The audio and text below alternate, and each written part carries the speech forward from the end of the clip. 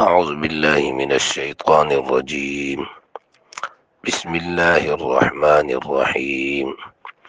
قل اے پیغمبر تو ویا تحاجوننا فی الله، آیا تاسو جګړه کوئ زموږ سره په باره د توحید د الله تعالی کې، وهو ربنا او حال دا دی چې هغه رب زمونږ دی، او ربکم او رب ستاسو دی، ولنا اعمالنا او زمونږ د پاره زمونږ عملونه دي، ولکم اعمالکم او ستاسو د پاره ستاسو عملونه دي، ونحن له مخلصون او مو خاص هغه ته اخلاص کوونکي یو.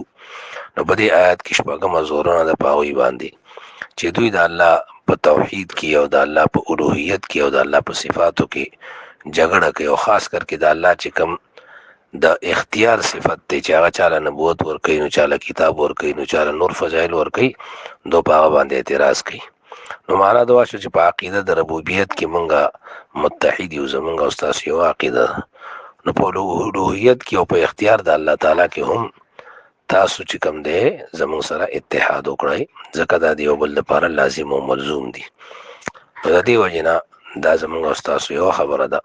ام تقولون یا ویدو ان ابراهیم و اسماعیل و اسحاق، چې یقینا ابراهیم، اسحاق او اسماعیل و اسحاق اور یعقوب علیہ السلام والاسباط او اولاد دو کانو هودن، چې هودا یهودیان او نصارا یا نصارا. قل اے پیغمبر تو یا انتم اعلم، آیا تاسو خپویږئ ام الله یا الله.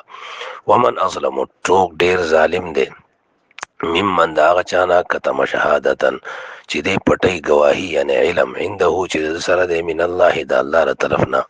وما الله ندی الله بغافل بے خبره عما دا هغه عملون تعملون چې تاسو یې کوئ.